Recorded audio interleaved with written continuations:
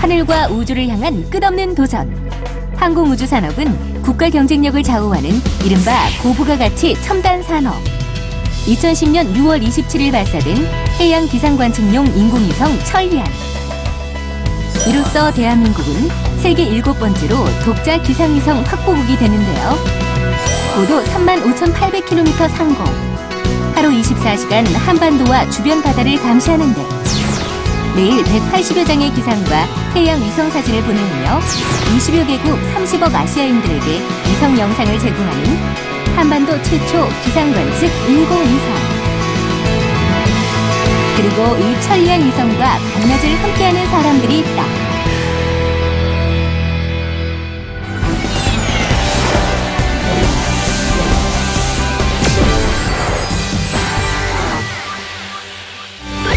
지난 1989년 설립된 항공우주연구원. 바로 이곳에 오늘의 주인공, 인공위성 관제원들이 있습니다. 안녕하세요. 인공위성 관제원 김박렬입니다.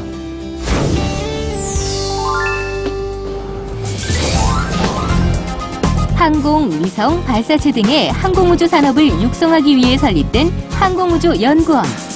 그렇다면 여기서 인공위성 관제원은 어떤 일을 하는 걸까요? 인공위성 관제원은 인공위성의 전체적인 상태를 모니터링한다고 보시면 되겠습니다. 인공위성의 궤도나 상태 등의 문제가 있는지 관찰하고 이상 징후가 발견되면 적절한 조치를 강구하고 해결하고 복구하는 일을 하게 되겠습니다. 2003년 초기 설계 단계부터 국내 기술진이 참여해 프랑스 아스트리움사와 공동 개발한 천리안. 지금까지 거둬들인 경제 효과만 해도 무려 4,560억 원이나 된다는데요. 천리안은 어떤 임무를 띠고 있을까요? 천리안은 대한민국 최초의 정지궤도 위성인데요. 크게 3가지 임무를 가지고 있습니다. 먼저 구름 이동과 대기 상태를 상시 감시하는 기상 관측 임무가 있고요. 다음으로 한반도 주변의 바다를 모니터링하는 해양 관측 임무가 있습니다. 끝으로 인터넷과 초고속 방송 중계를 담당하는 우주통신 임무를 가지고 있는 위성입니다. 인공위성의 태생이 복잡하고 하는 일이 많은 만큼 인공위성을 움직이는 인공위성 관제원들의 업무도 상당히 세분화되어 있는데요. 한 분씩 만나 어떤 일을 하는지 알아볼까요? 먼저 비행역학 담당자. 안녕하세요. 비행역학 담당자 김영준입니다.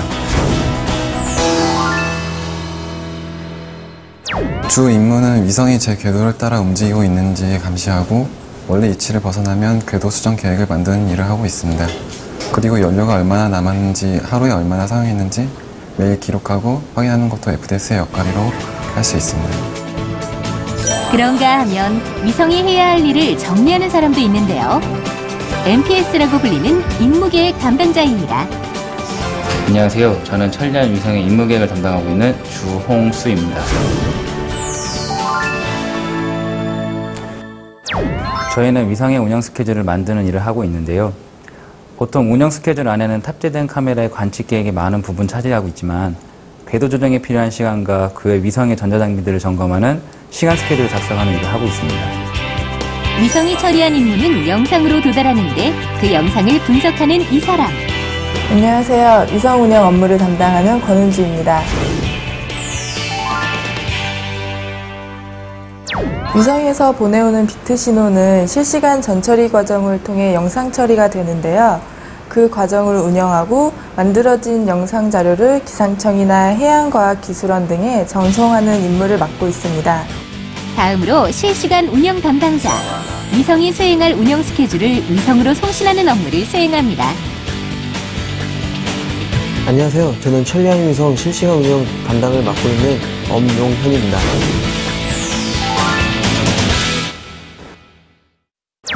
네, 저희는 24시간 천리안 위성과 계속 교신을 하고 있다고 보시면 됩니다. 위성이 보내오는 텔레메트리, 즉 위성의 상태 데이터인데요. 이 신호를 해석하여 위성의 상태를 지속적으로 체크하고 MPS 담당자로부터 받은 1일 운영 스케줄을 위성으로 송신하는 일을 하고 있습니다. 항공우주연구원의 상징. 인공위성과의 원활한 교신을 위해 빼놓을 수 없는 이것. 바로 하늘을 향해 얼굴을 내밀고 있는 안테나인데요. 안녕하세요. 저는 안테나 및 RF 시스템을 담당하고 있는 최기현입니다.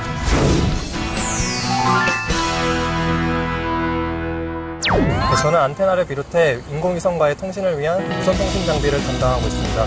위성과 지상을 이어주는 접촉점인 안테나가 항상 원활히 가동되도록 관리하는 것이 안테나 및 RF 시스템 담당자들의 역할. 365일 3인 1조로 주 야간 교대 근무를 하며 바쁘게 움직이는 인공위성 관제원들. 세분화되어 있는 팀들이 유기적으로 움직이고 있는데요. 여기서 팀장님은 어떤 일을 하시나요? 인공위성을 관제하는 일에는 많은 파트에서 사람들이 필요하게 됩니다. 제가 하는 일은 그 사람들을 총괄하고 관리 감독하는 역할이 되겠습니다. 또 그리고 혹시나 유사시에 그런 어떤 어려운 문제에 닥쳤을 경우에 결정을 내려주고 그 일을 해결하는 그런 역할을 하게 되겠습니다. 매일 오후 5시 30분 인공위성 관제팀 전원이 모여 하루 일정을 점검하고 위성 운영에 관련된 정보를 주고받는 회의를 끝으로 관제센터의 주간 업무 종료. 그렇다면 인공위성 관제원이 되기 위해선 어떤 과정을 거쳐야 하나요? 인공위성 관제원이 되기 위한 일반적인 어떤 정형화된 경로는 아직은 없습니다. 다만 제 경우처럼 인공위성을 연구하는 연구원으로 시작을 했다가 인공위성을 관제하는 관제원이 되는 경우가 있겠고요.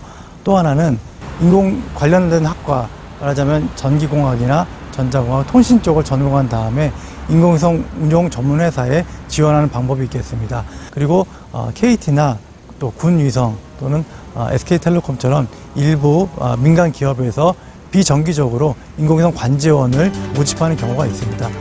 기계나 컴퓨터에 소질이 있다면 인공위성 관제원이 되는데 기본 자질을 갖췄다고 할 수 있는데요. 이외에 필요한 자질과 소양은 어떤 것이 있을까요? 일반적인 자동차 등의 그런 물체와 다르게 인공위성이라는 것의 가장 큰 특징은 우리 눈에 직접 보이지 않는다는 것입니다.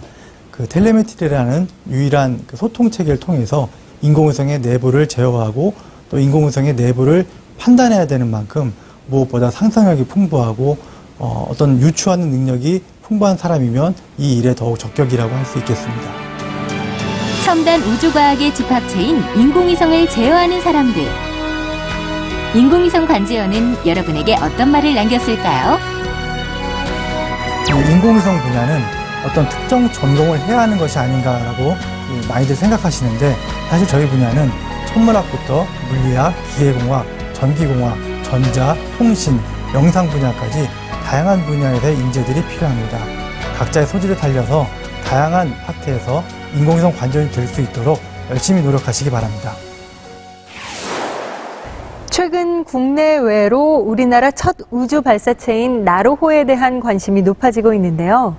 나로호 발사가 성공할 경우 우리나라는 세계에서 10번째로 우주클럽에 가입, 우주개발 선진국 대열에 합류하게 됩니다. 그렇다면 이 과정에서 중요한 업무를 수행할 인공위성 관제원이 되려면 어떤 과정을 거쳐야 할까요? 인공위성 관제원이 되기 위해서는 4년제 학사학위 이상이 필요한데요. 관련 전공으로는 우주공학, 천문학, 천체역학, 물리학 등이 있습니다.